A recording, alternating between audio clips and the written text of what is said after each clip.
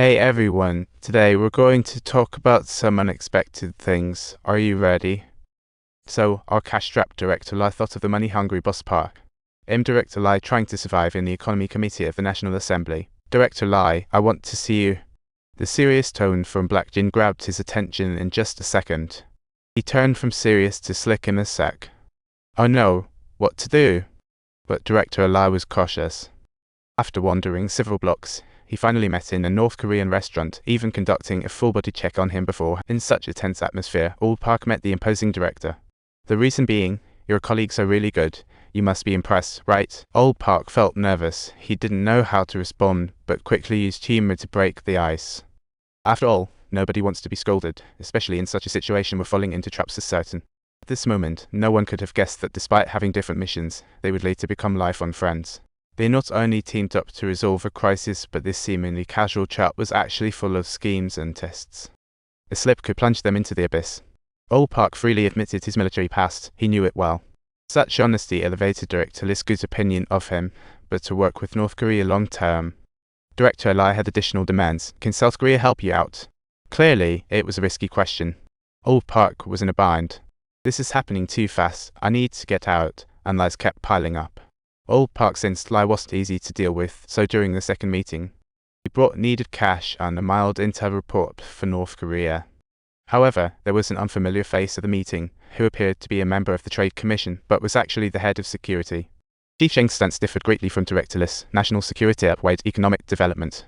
This insignificant document obviously didn't impress him. He even tried to persuade Old Park to be an informant for North Korea. Old Park couldn't tell if this was another test, but decided to gamble with these guys anyway. He knew North Korea was desperate, and his cash was the best bargaining chip. Clearly, he bet right, getting a call from Director Lai right after stepping out. At the restaurant, Director Lai raised a toast to Old Park, but of course, as an agent, Old Park couldn't drink. So when the North Korean officials looked confused, he spun a little tale.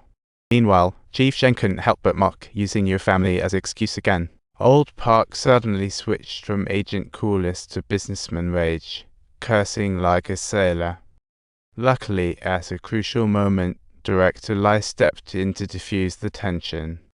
Sensing the atmosphere softening, Old Park excused himself to the restroom, but really, he pulled out a hidden recording device. He didn't return to the private room right away. He went to the front desk for stored items. But he ran into Chief Cheng's search again, and all his pocket contents spelled out his socks were about to be discovered. Though in a militarized state, Director Lai felt powerless against the head of security, yet his eyes betrayed a simmering fury, especially when noticing the watch Old Park prepared. Director Lai felt a wave of guilt at that moment. In the following conversation, he expressed great hopes for the collaboration ahead. He thought it's North Korea's best break-deadlock chance in 40 years' division.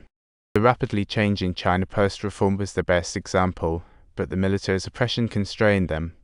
At a heartfelt moment, he didn't even notice Old Park's peculiar behavior. Director Lai mentioned they could be flexible about the specific items and present more collaboration proposals. They even considered introducing some companies into North Korea, and then he brought out an antique vase. Old Park was asked to take this relic to South Korea, convert it to dollars. Many North Korean officials have been cashing in that way. But Old Park hadn't anticipated it was a replica. He realized it was a test. If he sold it at a real price, it would expose his eagerness to cooperate, raising Director Li's suspicions. So, after careful thought, he decided to be upfront that it was a replica, and added a suitable gift as an apology, which indeed pleased Director Lai. Finally, he reiterated his collaboration proposal. Allow Korean firms to film ads in Korea for long-term profit and share northern warmth with southerners. For Old Park, it was also a great opportunity to operate in North Korea under the pretext of filming. Director Lai was satisfied with this plan, but it was beyond his decision-making authority.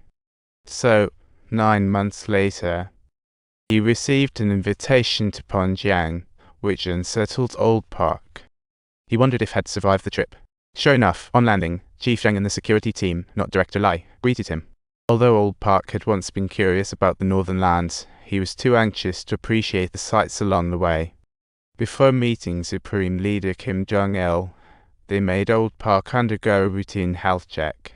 Surprising everyone, he fainted right after blood was drawn. When he regained consciousness, his eyes were covered, and he was taken aboard a ship.